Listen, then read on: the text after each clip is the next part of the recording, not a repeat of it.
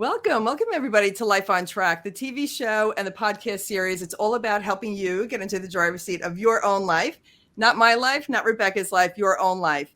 And it's really here to help you get into the driver's seat, like I just said. So I just want to show you what this show is based on. And I'll bring Rebecca back in a second. So this way I have a little bit more space. So the Work Love, a love story. It came out in June of 2021. And you guys know that I wrote this during the pandemic. I wanted to bring more love into the world. Everybody here in New York was like, the sky is falling, the sky is falling. And rightfully so. You know, people, they went into panic, you know, with everything that was going on with the pandemic. And just based on my experiences with the cancer and everything else, I just found that being solution oriented and finding the creative opportunity in crisis is so important. You know, it's really, really important for us to do. So that's what I did. I said, what's the creative opportunity here? And Work Love was born. And it's about bringing love into the world, specifically the workplace, and not just loving and respecting the people there, but it's also about loving what you do. So that's what this show is, based on the principles in that book. And also this one, my favorite since the 90s, Think and Grow Rich by Napoleon Hill. And I want to bring Rebecca back on because I want to read her bio. She's amazing. Whoops. There you go. You're amazing. And I don't want to leave anything out. All right, you ready? Rebecca Davison is an intuition coach helping women create their desires by listening to their own inner guidance so that they always know what to do next to become the person they wish to become. A multi-six-figure coach, she is the host of the Intuitive Abundance podcast and founder of the Intuitive Life Academy, specifically helping light workers become profitable from their purpose. I love you. I love it. Welcome to Life on Track, Rebecca. It's such an honor and a pleasure to have you here.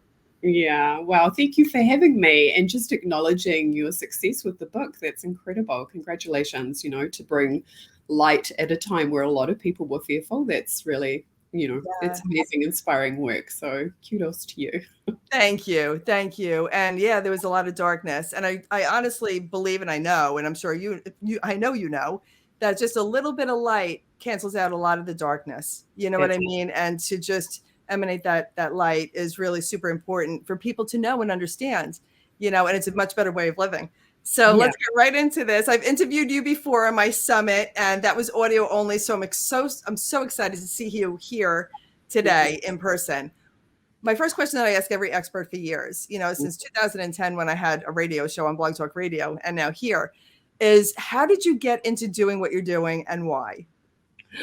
I actually worked in banking, and I worked in banking for about 13 years. 5 of those years I worked in private banks. I worked for high net worth clients, which was amazing because you got to see how multimillionaires related to their money. So I learned a lot about money psychology, and obviously abundance is a theme for me in my work in regards to helping people step into that. But in regards to my own personal self, square peg, round hole, you know, like I was appreciating the information that I was learning and the dynamics that I was embodying. But at the same time, I knew it wasn't my thing to be a banker. And it really came from desperation and frustration that I'm in the wrong place. And even at that time, learning how to listen to my guidance, which was, this isn't for you and you're going to be okay, but you do need to move. So that's how I kind of stepped from the banking world into coaching, which is to really follow the essence of more fulfillment, right? To do what makes your heart and soul expand, and having the courage to do that, which is what I teach people to do now, right? Is you got to listen to yourself. Yes. And you're so successful at doing what you do. And you're in New Zealand. Yes. You know, to me, I love this, you know, here in New York, to be able to communicate and connect, you know, with you in New Zealand is just a gift, you know. And how old were you? Like, I'm always fascinated by this. When did you realize that you had this God-given gift? We all have the gift of intuition, but a lot of people don't tap into it the way you do. And you tapped into your gift of intuition in such a way that you're helping others tap into theirs and become prosperous by that. How old were you when you really tapped into it, when you became fully aware? A degree of awareness, I think, was one time when I had this gentleman who was actually a lord or something like that. He came to my parents' place and he was like, how do you do? And I was like 7 years old and I was like, oh, I'm really good, thanks. but I was just being my authentic self. But I felt at that time that there was a social construct in place, which was like kind of disconnecting me from connecting with him, right? Like I was supposed to say, how do you do back? I had no idea, right? And I know that's a weird example, but it just shows you that intuition's all about just being your true self, like your authentic self. So even as a child, I noticed that I would often speak to things that would make people feel uncomfortable. And I would find that very confusing because I was like, but that's just what it is. But other people would be putting a construct around it in order to, I don't know, save face or maybe wear a mask, or this is how we're supposed to do it. When somebody says to you, how are you? And most people go, oh, I'm fine, as opposed to actually checking in and going, this is how I'm really feeling. Yeah. So it's probably around about that age that I noticed the dissonance between myself and other people. And that's often what, light workers do. Anybody who has a spiritually kind of based business, or, we're all light workers really, but to be the person who brings more light, who brings more awareness, more connection, more intimacy. And sometimes there are, life does that, right? It reinforces those constructs which don't necessarily serve us. And our work is to kind of ask ourselves what's actually true. What is true for me, not necessarily for the collective? Because you look out there, you'll find fear. Right. It's, like you talked about bringing your attention back to yourself and going, what choice am I going to make next? What's important to me? How do I want to grow my business? How can I experience more love today? That's a choice. That's a choice in regards to where you place your focus. And it's a choice sometimes that we have to remind ourselves, right? That I get to choose that. And there's nothing outside of me that's more powerful than me. And if I take my attention off that, it's actually going to create a different feeling. And it's going to make it easier to focus on what it is that I desire and move it forward. And sometimes it's a muscle, right? That you have to exercise to go, yep, oh, look what I'm doing. Let's go back to what's important. Streamline.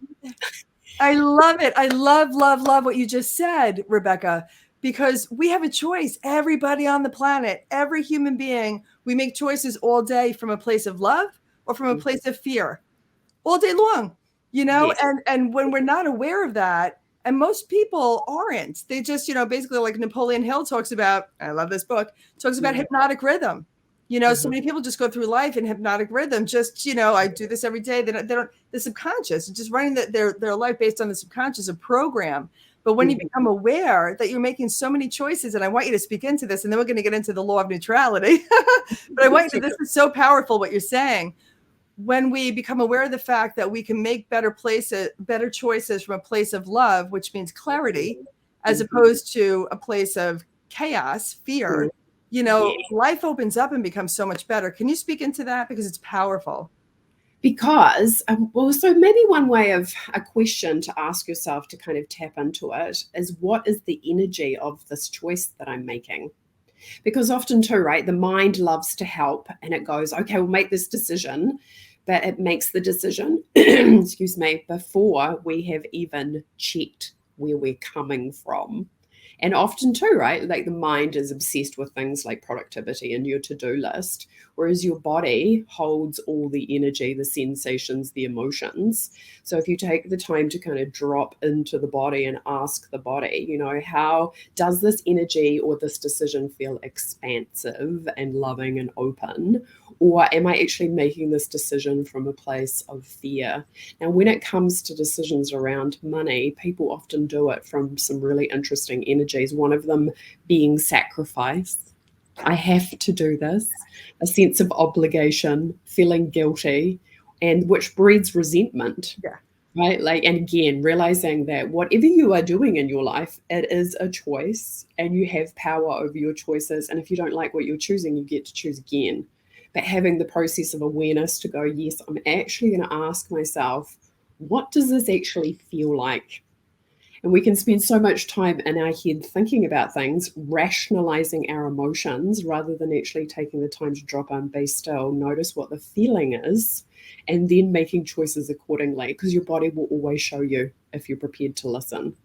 I love it. I love it. And Napoleon Hill also says that when we emotionalize a thought, with the feelings, excuse me, when we emotionalize a thought, it becomes incredibly, it's like on steroids now. It's not just a thought, it's an emotionalized thought. So now it's going to manifest, create itself that much faster. And again, we can create negative things with the low vibe, like you just said, in the worry and the guilt and the resentment, and make decisions from that place or choices from that place, and bring on more people, places, and things into our life that will keep us stuck in that low vibe. Or we can intentionally, which is what you teach people to do and train people to do, to raise the vibration to the high vibe. And then now you're attracting, water seeks its own level, Rebecca, right? Water seeks its own level. Right. So you want to raise your vibration and attract the people, places, and things to your life that will keep you high vibe. And this is what you do, and especially around money. So I want you to talk about, which I love this conversation, the conversation around money and how money is energy, the law of reciprocity, and how when we receive the money, the energy that's attached to the money can be great because we served, and we from a heartfelt place, and the money, the exchange of the energy is great. Or if people are cutting corners and trying to get over, and they're receiving it that way, it has negative energy tied to it, and people don't know why they're unhappy. Could you speak into the energy tied to money, because it's cool? An example would be if, as a coach, you're taking on a client, but you can tell energetically that something's off, right? Like, I've only ever done this once in my business where my intuition said to me, no, as in taking on this client, and I did it anyway, right? Once is enough, because the back, right? Like, the process of the coaching journey was actually great, but there was some stuff that happened at the very end of it, kind of a bit of blowback and kickback. And I was like, that's where it is, right? But again, so recognizing that this is where your intuition is always in your highest and best interest, but we need to listen to it. Because if you don't, you will be going against yourself. You'll be making a choice from the mind rather than from the soul. And there's always a backlash with that. So, but that was a great lesson though, right? Because even though I had that experience and went, oh, okay, yes, I know what that feels like in my body now, when my intuition's saying, no, that's not for you, but I'll never do it again. Because again, of what happened. And it hurt, right? It was like, oh yeah, I shouldn't have done that. But we can do things like that as a coach or a guide or a mentor, because we're thinking, oh, maybe I need the money, right? And that's a very low vibrational thought and energy to choose. Or even worse in some respects, I really want to help that person because they're struggling or suffering. Right. Which is the way you and I are. We always want to help everybody, and because we're leading with our heart, but like you said, I had to create boundaries for myself, and if I feel that I'm not the right coach, even if I feel like I can help them the way I can help them, but I know that they need more of a marketing coach or something like that, I'll just lead them directly to my friend who's a marketing coach, and it's like you said, it's important to build the boundaries for ourselves. Yes, and to have a boundary with yourself. Right. But again, that's why your body is such a powerful tool, because it holds all the information. If you ask your body will be like yes or no. It'll tell you immediately, right? Because it stores all the information. Like, your body is a powerhouse, but most people spend most of their time up in their head, which is actually the least powerful part of yourself. Yes. And they've improved that now with MRIs and everything else. Like Dr. Joe Dispenza, he brought a lot of the science to what you and I, like the spiritual practicings. He showed it scientifically. And I actually met him last September at a conference. He's fascinating. And I interviewed his scientist, Dr. Joe Fan, and they talk about how the heart emits so much more, like when you talk about the infinite field and, all that kind of stuff, rather than just the thoughts. Like, which is why taking care of the emotions is so important. Talk about that in my podcast, like your thoughts are electric and your feelings are magnetic. So, but again, let's talk about this a little bit though, because this is often what happens for people, right? They think that they need to be happy all the time, right? And we put this pressure on ourselves that we have to be, and again, there's been a bit of a backlash on that too, right? Within especially in the world that I am in, spiritual work, which is kind of like false positivity, right? Being everything's fine when it's not actually fine. No, so, it's not good. Yeah, which leads into the neutrality conversation. Which I would love to get into the law of neutrality, because part of the human experience is experiencing a full range of emotions. When people push down the negativity, it's gonna manifest itself in the form of anxiety attacks or dis-ease, like disease and illness and all that other stuff. So practicing gratitude as often throughout the day as you can is super important. Appreciation, and Dr. Fannin explained that appreciation has an even higher vibe than gratitude. Both really super powerful. But even when we're sad, I think it's important to acknowledge and not repress or oppress the sadness. You have to deal with it and release it. But at the same time, as we're sad, really be intentional about trying to stay focused on what we're grateful for, because it can release the heaviness of the sadness, I believe. So let's talk about the law of neutrality. Yeah, so it's not actually a universal law. It's just kind of a principle that I know and have seen that when you apply it, works very well. So when we talk about energy, and of course, when we're having those bigger, more positive emotions, your energy does feel more expanded, right? So if we're looking at expansion and contraction, when you're feeling more negative, you are in more contraction. So what often happens though is people are feeling contracted and then they put this pressure on themselves to feel really expanded and positive, and it's too much. We just want to work with softening wherever we're at. So if you are in contraction, you want to aim for neutrality, because neutrality is just that space of like, if I receive it, great. If I don't receive it, great. So there's a lot of spaciousness in it. But you don't have to be wildly excited or happy or blissful or experiencing massive expansion to manifest. You just need to be in neutrality. So I think this is a really, important guide for people where they're maybe feeling like, because often one of the things they say is people put so much pressure on themselves. Like they're already doing amazing, right? They're making tens of $1,000s a month, but they're always like, oh, I've got to go to the next level. There has to be more, right? All this pressure. Whereas if we can just be in that space of like, this is the present moment, this is where my power is. How relaxed am I in my energy? How open am I? I don't need to feel like blissfully happy, but am I in neutrality? Am I in peace? Because where there's peace, there is openness, and that's where it's easy to receive. The other thing that I love about neutrality, right, is you think about something amazing that you've manifested, you don't even have to believe it, right? Like a lot of people go, of course, you need to visualize it, you need to see it, you need to say yes to it. And yes, that's true. But if you think about anything big that you've ever manifested it before, did you actually believe it before it showed up? Probably not. You were just in a spaciousness and it jumped in. So I think it's really important that we, take the pressure off ourselves and just work on how open am I in my body and energy field. And your body, again, will tell you this. Yeah. You're asking yourself, how expanded am I right now? Can I expand my energy a little bit more? And would that feel safe and comfortable to do that? Because we have the soul self, of course, and then the human self. Soul's always like, woohoo, this is great, right? Whereas the human's like, oh, is this safe? Right? So we definitely need to work with the human body and go, okay, everybody on the same page. Let's create the safety we need to make it easy to expand. But to take the pressure off ourselves in terms of like, it's got to look like this. And if it doesn't, then I'm a failure, which makes it very conditional, which contracts your energy, which basically repels the money. Yeah. So we want to enjoy ourselves and soften into it and love ourselves more as we're creating what we desire, as opposed to like, this hard kind of energy of like, if it doesn't look like this, I'm doing it wrong. I see people do that a lot, right? Like I'm stuffing up my manifestations. I love this. And in your meditation that I absolutely love. Mm-hmm. And I love everything that you just said. And I'm a believer, because when I was, and I tell the story all the time, when I was 25, I had cancer. I was working on Wall Street before that with the Series 763, stockbroker, account executive kind of a thing. And then I had non-Hodgkin's lymphoblastic lymphoma in 1991. I was 25, and very few people lived at that diagnosis at the time, but I went really deep, really fast. Before that, I was so outer world based. I didn't know anything about the inner world. Mm-hmm. And when I read Jon Kabat-Zinn's book, Full Catastrophe Living, and at the end of the book back then, there was a cutout for a cassette tape, a snail mail. And I got the cassette tape and I started doing mindfulness meditations, and Shakti Gawain's book, Creative Visualization. So I married meditation with visualization. And I did believe it before I saw it. I did believe I was going to be well, even though the doctors would tell me I was going to die.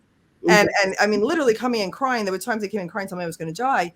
But I wouldn't believe it, because now I knew there was so much more I could do for myself, that the doctors had no idea about. They were still outer world based. They were still depending on pharmaceuticals. And I love my doctors. but they hadn't gone inward the way I went. And so, like you said, I wasn't like, woohoo, like, because I was still encountering without any hair and I was still getting treatments. But I did get, like you said, I got neutral and I got really good with the fact that I was going to live. And I knew where I wanted to be because I created a vision for my life of where I wanted to be beyond my wildest dreams. 2.5 years from then, because that was how long the protocol was. And I checked off every single thing on that list. But like you said, I got neutral, but I did believe it before I saw it. It wasn't like, all right, I'll believe it when I see it when I'm well. Like I knew I could do. I know that we're not that powerful that we can do this, and I want people to really, really believe, like you're saying, believe in yourselves. But and with regards to money, the same thing. A few years ago, I went through the divorce. I had $5 in my pocket. I tell this all the time. Divorce was a financial hemorrhage. I stopped my business for a couple of years just to focus on the family. And then the child support wasn't coming the way it was supposed to. So I had $5 in my pocket and said, please let this be enough for the milk and bread. And then it was like 4 and change. And I was with my daughter and we were walking out of ShopRite. And I said, I'll never have that feeling again. And I put my nose down. I grew my business. But as I was growing from scratch, even though I had written books and I was coaching for years and I did the podcast beforehand, I had nothing financially, right? Aside from the house, but cash wise, starting from zero. And I would just look down on the carpet and see change, like a nickel, a dime, a quarter, whatever, from the kids spilling out of the pockets, whatever. And I would pick it up and go, thank you, God. Thank you, God. I was just so grateful for being 5 cents richer than I was. And in a year and a half, I grew my business to 6 figures. And now this year, I have coaches helping me scale to 7 figures, over the next year. And I look back going, I don't even know how I did it. You know what I mean? Like, it's just one foot in front of the other, believing in yourself, knowing, and it just happens. So that's a long story to say I agree with everything you're saying, and I love you. Oh, I love you too. And again, there's nothing like a health scare to facilitate that process of creating a relationship with yourself. Yeah. Because that's what it's all about, the relationship that you're having with yourself. Yeah. And again, that gave you supercharged rocket fuel in terms of like my self-belief. Because that's one thing, let's talk about that for a second, which is alignment. Oh my God, yes. Alignment, a lot of people talk about, again, staying in this place. What alignment really is valuing yourself no matter what your circumstances look like. Right? Like if somebody's buying my program, I'm still valuable. If somebody's not buying my program, I'm still valuable. My value isn't dependent on my business success. It is something that I'm choosing inside of myself. And that can be tricky sometimes for the ego to navigate, because the ego goes, but when I get this, then I know that I will have made it. It's like when I get my 10K months or 20 or 50 or 100 or whatever, then I've made it.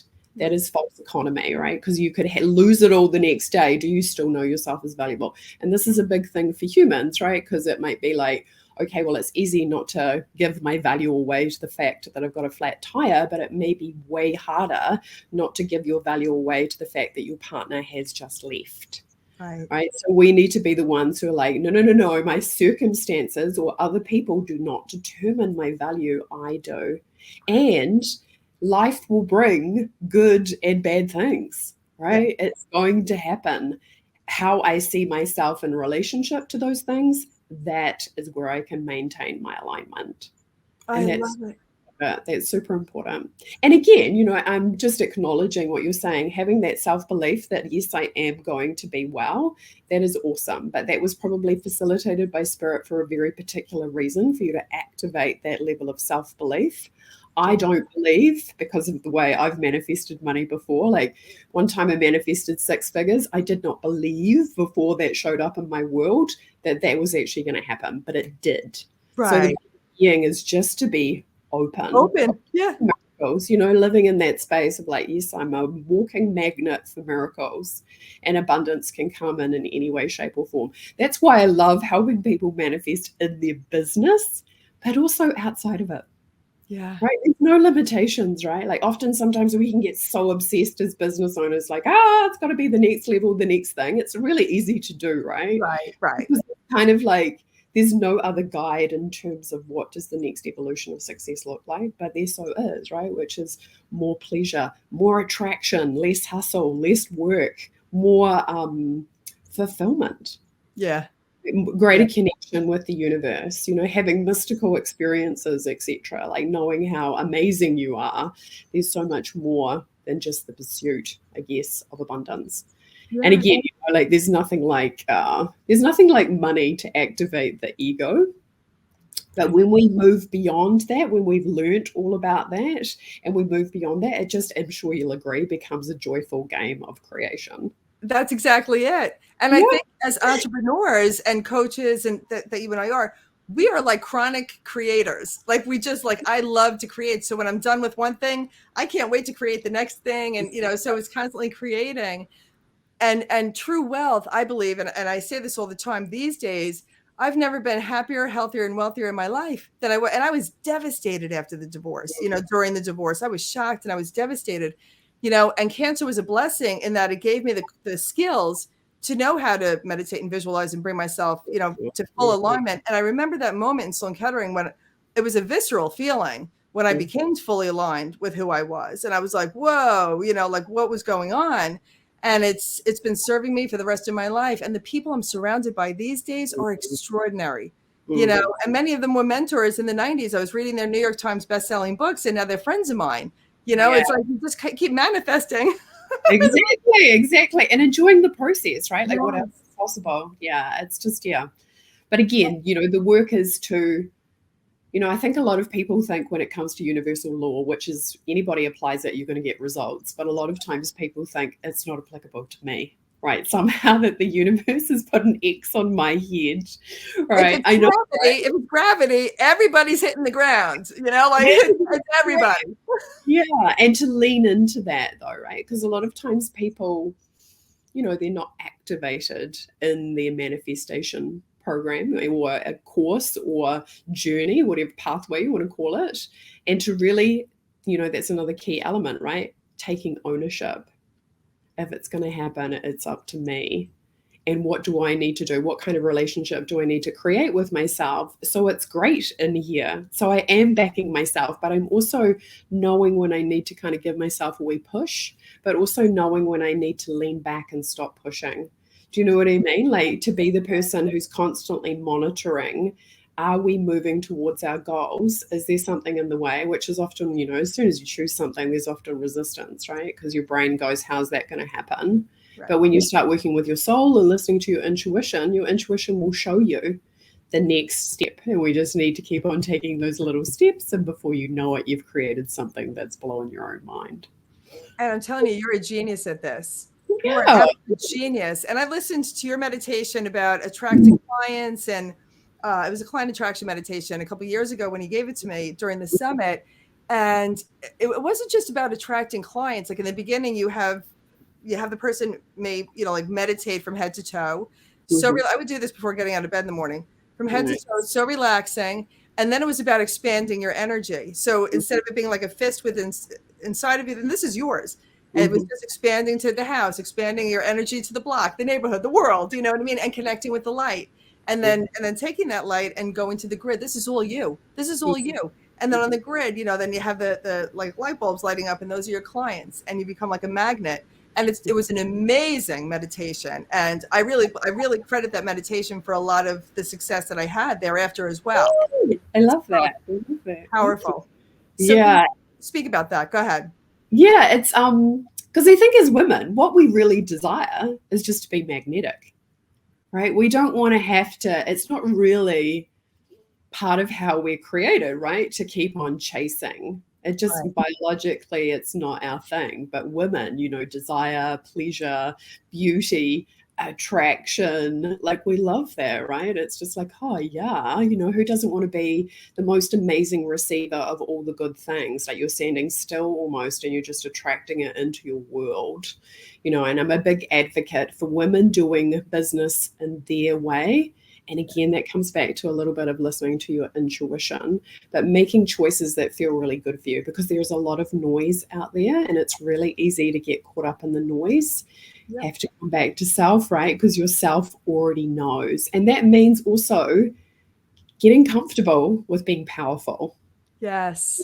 I'm on fire to empower the female entrepreneur these days, because I really believe it's going to be the female entrepreneur that's going to be the answer to the world's problems, you know. And I really believe that, and we need to change the conversation that women are having, because we are receivers. Women, not only are we receivers, but we receive and then we multiply what we receive and then we put it back out into the world. Yes. So, you know, for the men listening, be really good to your wives because we can take whatever's coming in, multiply, and give it right back. Right. So, but it's so true, and we need to change the conversation that women are having with themselves and having, you know, with everybody around them. We don't have to tap into that masculine. We have both masculine and feminine energy, but we don't have to be the manly man in business. We have to be ourselves, you know, and as true versions, the best version of ourselves, roaming the planet fully as us with the inner peace, love, and joy, you know, like the high vibe. You can handle anything. And what a great leader. You know, what a great leader. And for the women listening, you know, you're CEO of the family, or you're CEO of your you know, work or mid-level management, whatever it is. If you're leading anybody, you want to be the best version of yourself, and you want to show up in this world with the love, joy, and inner peace, you know, and keep putting that out into the world and lifting people up. So can you speak into all of that with helping to change the dialogue? Because I love everything that you're saying, helping to change the dialogue for women, you know, to empower women in that way. I think one of the biggest two things come to mind. One of the biggest things that I think can really help women is to get really comfortable with your negative feelings. Yeah. Right. And I know most people are like, oh, I don't want to talk about that. Right. Or like, that feels uncomfortable. But again, what does it take to bring some neutrality? Because it's not necessarily the feeling, right? The feelings are kind of like clouds. You're the sun, the clouds just come and go. So, but we're the one who attributes meaning. And I've seen this so many times when women feel bad and then they're hard on themselves. You just take away, I'm just going to stop being hard on myself. I'm actually going to be kind to myself when I'm feeling mad. The other one for women, of course, is feeling angry. Often that gets shoved under the carpet, right? Because it's not really socially acceptable. How many times do you see women getting angry? Not very, right? So, and making it safe to create a relationship with yourself where it's actually, my anger is valid, my sadness is valid, my grief is valid. It's all valid. It doesn't necessarily mean that it's true or that it's going to last forever, or if I feel it, that I'm a failure, right? I'm just going to treat it like the clouds, and I'm going to bring that loving acceptance and softness to it, right? Creating the relationship with self that you would want from your friend. But also too, being discerning, which is, if I'm not moving through this, I'm going to ask for help. Right? Because it is over time going to impact my vibration. That cloud is supposed to shift. That's what it is, energy and motion. But again, to bring some neutrality to our perception of our own emotions, I kind of see them like a rainbow, you know, and all the colors of the rainbow. Like some people might not like the color purple, and other people like, oh, red, I don't like it. But they're all the colors of the rainbow. So your emotions are all the colors of the rainbow. The other way, a really good way to approach this is, if you imagine that, you know, your hate or your jealousy or your anger or your fury were like children, your children that came to your front door, knocked on the door, even though you might be a little bit like, ooh, you'd still welcome them inside. You'd still Right. So that's something, and you know, that directly impacts the other aspect, which is your self-worth. Because if you are truly loving yourself and knowing yourself as worthy, you will give time to your negative emotions. I love it. Yeah. Like, I'm not gonna make it mean anything. I'm just gonna acknowledge that these feelings are here, and I'm gonna love myself through this experience. And I'm gonna hold space for myself, and I'm gonna give myself time. Because I'm sure you've seen this a million times before, where women are so busy, but they don't make their feelings a priority. And then they wonder why they feel frustrated or stuck, or like life is not going the way that they want. What shifts the needle in any kind of, you know, because when we do energy work, we're clearing the energy and things can shift fast and miracles can happen really quickly. But that's because the emotional energy has shifted. Yeah. And we want to feel very safe and comfortable with our emotions and embrace all of them and say all of them are valid and I love them. I'm going to accept them, validate them, appreciate them, give them what they need, and then they'll shift. And one of the really simple ways of doing this, Erin, is if there's an emotion there, I kind of just see it like another part of me, like a hologram kind of, just give it a hug. Do you know what I mean? It doesn't have to be hard. Like if there's part of you that's feeling angry, just give her a hug, or sad, just give her a hug, but acknowledge her, because this is how people end up, right? Like doing things like wanting to pick up a drink or busy, busy, busy because they're Right. avoiding those emotions. But again, if we just give them a little bit of time, it will shift.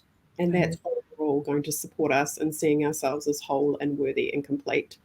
And granted, it takes a little bit of courage, but when you change your perspective around it, changes everything. Yes. And Yeah. that's so powerful.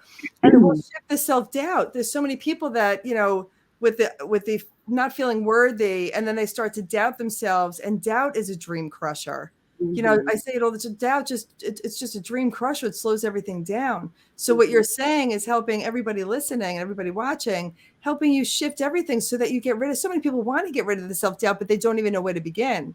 And you just gave them the pathway, on how to do that. You also talk about that. I want to get into your free gift because the time went so fast with you. Yeah. I love you. So, with regard to with your meditation, at one point you said if your energy is not expanded, it's like expecting the ocean to go into a wine bottle. And I thought that was great. What a great analogy. So it's super important that we expand our energy so we can receive everything that's coming our way. Otherwise, if we're constricted, it's like you said, the ocean trying to get into a wine bottle. So can you give people just some tricks and tips and strategies on how they can expand their energy? Sure. So, I mean, again, this is the thing. It's actually really simple, right? Because you can just do it through intention. Because Right. people underestimate intention. Intention actually takes, some imagination, it takes some discipline, and it also takes some consistency. Yes. Because again, you're intending your energy to go in a particular way. People, if they don't necessarily understand all the light bodies that surround you, like you have your physical body, then you have your mental body, your emotional body, all the auric fields, the celestial fields, etc. Right? Your soul is bigger than your body. So just even in this moment, seeing the energy around you expand, right, in 360 degrees, like you can almost feel it, right? Because we're all Yeah. sensitive to energy. But of course, what you're doing is you're intending for it to move. And this is where people start to understand that when you walk into a room, for example, one of the things that you might want to do to make yourself feel more confident is actually expand your energy, right? Whereas most people might be sitting, because it's kind of more like energy medicine, most people would probably naturally go, oh, there's a whole bunch of people here that I don't know, so I'm going to bring my energy in. But that person often who is the most relaxed, it's because their energy is really expanded. They're in that place of knowing themselves, of trusting themselves, of having a relationship with themselves that really works. They're like, I feel comfortable in my own skin. Therefore, their energy is expanded. Therefore, they become very magnetic. So that's one thing that you can do to kind of check how expanders. And again, right, it's so fun because you can just go, okay, let's see how far out we can. It's so fun. It's so fun because, and I've practiced this and I love yours. And I've done this for 30 years, and I yours is like, I love yours probably the most, and again, I've been meditating, visualizing and doing this whole energy stuff for 30 years. And you just make it to, and you literally, like, when I do your meditation, I feel my energy literally expanding slowly from the house to the neighborhood to the state to the country, across the ocean, to the world, to the galaxy, connecting with the light. But I feel it. I take my time going through it. It could be like a 15-minute process, so worth it for everybody listening, so worth it. But when you, and then I feel myself connecting with the light, I say God, connecting with the light. And you just feel so, when you let yourself drop out of your head and into your heart and you let yourself go with this, it feels so good. You almost don't want to snap out of it. You almost don't want to like feel your fingers and toes again because it feels so good. But I also believe that the energy, like our energy shows up before we do. If we're making a phone call, if we're about to walk into the room, I really believe like what you were saying about the confidence, if you have that expanded energy and you have that confidence, it gets to the room before you do, and magic happens. Yeah, Let's totally. do a free gift. You're so good. Oh, thanks, Erin. Yeah, sorry. Go ahead. No, I was going to say it's the business prosperity test. Go ahead. Tell us all about that. So I devised this to give people some, like if you in business, sometimes it's just great to get feedback, right? And to kind of have an idea of where you're at and what needs more energy, right? Well, and again, so the test has actually got 3 different parts, which is like your money, your business, your vision, because all of those things are important in terms of creating what it is that you desire. So I designed this basically to give people some insight, right? Some energetic awareness on what they might not be seeing in their business. So there's, it only takes less than 4 minutes, I think. It says 7 on the thing, but it's actually less than 4. There's a couple of comments that you get to make in regards to like where things are at for you, but most of it is just multiple choice. And it just gives you a free report where you can go, okay, energetically, this might be some things that you're not currently aware of. Because remember what I said before about every decision that you make has an energy behind it. So when you're in business, you want to go, how do I feel about my offer? How do I feel about my pricing? What is the energy present for me? Because when you do work on that, the emotional work to shift how you feel about things, that's when your business can explode. Yes. So again, that's the energy dynamics of it, right? To actually go, where am I at right now? How do I actually feel about things? To get some feedback on that and some suggestions that you can implement immediately. I love it. Yeah. You're so good. And then how can they, besides here, do you want me to have them go to your if anybody wants to connect directly, that's my website is RebeccaDavison.life, and a consult to connect with me directly. The other way, of course, is I'm mostly on Facebook and my Facebook group, which is Intuitive Life Academy. Yeah, that's what I have for your Facebook group. So everybody can write it down. It'll be in the it'll be here for them to see as well, so they can connect with you. Definitely run, don't walk, and do the business prosperity test. That's so cool. And connect with Rebecca, have a consult. You're amazing, and as an intuitive coach, so many people can benefit everybody can benefit from that, and learning how to clear their energy and tap into their intuition. And this is your zone of genius, and I'm bringing you all the way from New Zealand. I appreciate you. To New York. I love it. I love that too, right? Like, America is one of my favorite places. I've done quite a lot of traveling in the state. I've been there multiple times. I have relatives who are on the West Coast. So yeah, it's a super fun place. And I love that you're bringing so much light into the world, especially in, the area that you're in, because I know it's been pretty hard hit. So to be the person who's doing the light charge is super important. So thank you. Great work. Thank you. Thank you. And I have to get to New Zealand. Yeah, it is beautiful.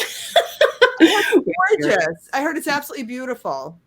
Yeah, I live next to the beach, actually. So looking out over the top of my laptop, I'm looking at the ocean. So really? Yeah. So beautiful. Yeah. I have to get there at some point. For sure. Now that everything is opened up again, the world is opened up again, and we can start doing things like that. Thank you so much, Rebecca Davison. You're amazing, and it's been an honor and a pleasure to have you here with us today on Life on Track. Yeah, thanks, Erin. Blessings. And then this show, it'll go out on Apple TV and Amazon Fire and Roku and all those. And I have a new YouTube channel, so everybody hit subscribe, and you'll see Rebecca's and everybody else's, here on Life on Track, the interviews there. So don't forget to hit subscribe, and it'll be all over the social media as well. So thank you again for being here. All right, everybody. Have a magnificent day, everybody, and always remember to live onward and upward. Love you.